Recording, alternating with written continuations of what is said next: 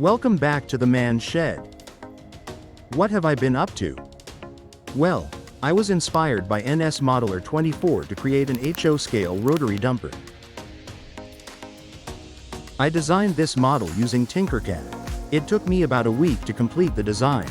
Then it took me another week to test fit everything together. I then drafted a model of the circuit and ran some test scenarios. I was eventually able to translate my circuit to a breadboard configuration, which is what you see now. I have more testing and adjustments to make, but so far this has been a complete success. Let me know in the comments what you think about this build. And as always, be safe, be kind, and don't forget to unwind.